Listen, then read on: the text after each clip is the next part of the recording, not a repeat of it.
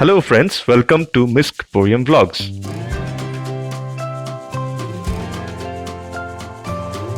আমাৰ চেনেলত যদি নতুনকৈ আহিছে বা আমাৰ চেনেলটো যদি সাবস্ক্ৰাইব কৰা নাই সাবস্ক্ৰাইব কৰি ল'ব আৰু আগলৈকে আমাৰ চেনেলৰ ভিডিঅ'বোৰৰ নটিফিকেশ্যন পাবলৈ বেল আইকনটো প্ৰেছ কৰি দিব তেন্তে আহক ভিডিঅ'টো ষ্টাৰ্ট কৰোঁ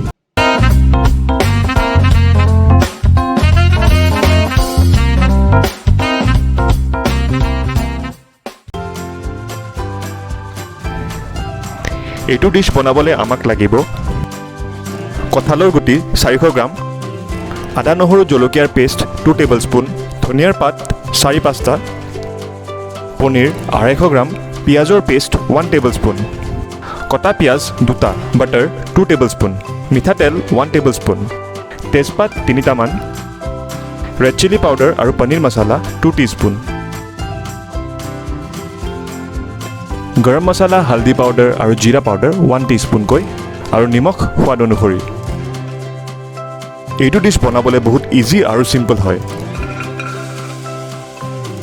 প্ৰথমতে আমি কঁঠালৰ গুটিখিনি প্ৰেছাৰ কুকাৰত পানীৰ সৈতে দি বইল কৰি ল'ম আৰু ইয়াত আমি অকণমান নিমখো দি দিম নিমখটো এই কাৰণে দিয়া হয় যে ই সোনকালে বইল কৰাত সহায় কৰে আৰু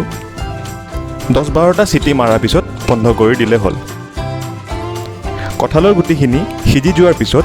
এতিয়া আমি ইয়াক গৰমে গৰমে মিক্সাৰত গ্ৰাইণ্ড কৰি ল'ম আৰু পানী অকণমান দি ইয়াক পেষ্ট কৰি ল'ম মনত ৰাখিব কঁঠালৰ গুটিখিনি ঠাণ্ডা পৰিবলৈ নিদিব ইয়াক গৰমে গৰমে মিক্সাৰত গ্ৰাইণ্ড কৰিব লাগিব আপোনালোকে ধনিয়াৰ পাতখিনিও একেলগে মিক্সাৰত গ্ৰাইণ্ড কৰি ল'ব পাৰে কিন্তু আমি ধনিয়াৰ পাতখিনি মিহি মিহিকৈ কাটি লৈছোঁ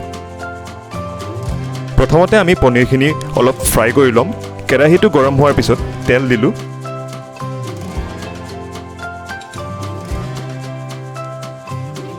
অকণমান হালদি পাউডাৰ আৰু নিমখ দি পনীৰখিনি ফ্ৰাই কৰি ল'ম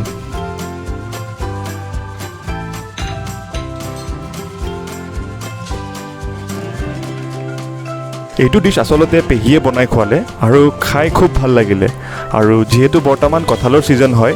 সেইকাৰণে আমি ভাবিলোঁ যে এইটো ডিশটো আমি বনাওঁ আৰু ৰেচিপিটো আপোনালোকৰ লগত শ্বেয়াৰ কৰি দিওঁ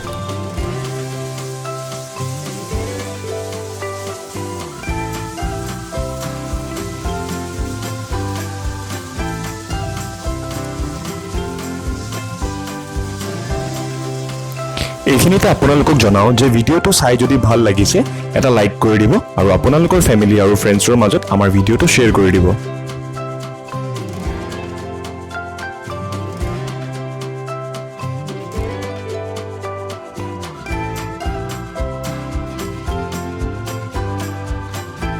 গ্ৰেভিটো বনাবলৈ এতিয়া আমি বাটাৰ দিম বাটাৰৰ জেগাত আপোনালোকে তেলো ব্যৱহাৰ কৰিব পাৰে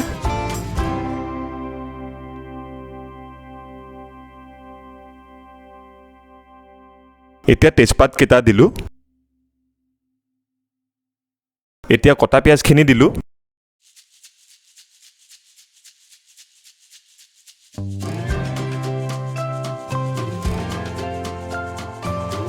এতিয়া পিয়াজৰ পেষ্টখিনি দিলোঁ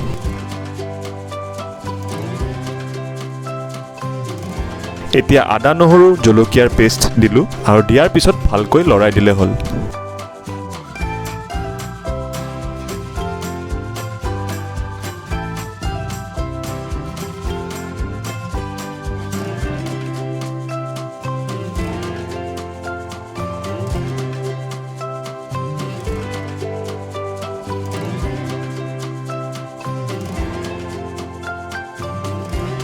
অলপ ভজা যোৱাৰ পিছত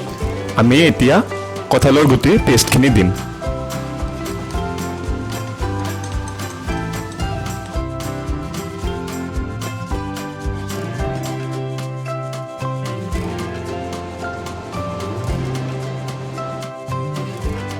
এতিয়া অকণমান গৰম পানী দিম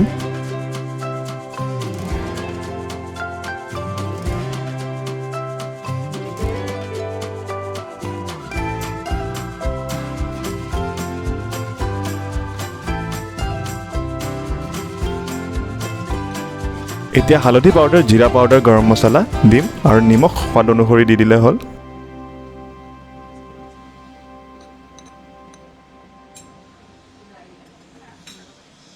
ভালকৈ লৰাই দিছোঁ যাতে ই ভালকৈ মিক্স হৈ যায়।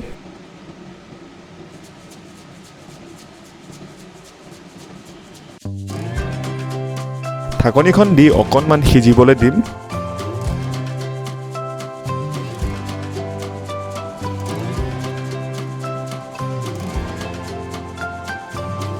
এতিয়া ভাজি থোৱা পনীৰখিনি গ্ৰেভিত দি দিম।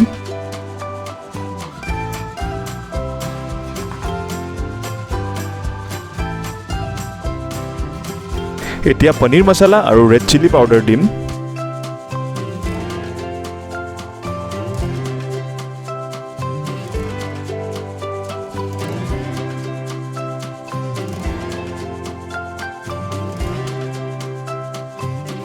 আৰু শেষত কাটি থোৱা ধনিয়াখিনি দি দিম।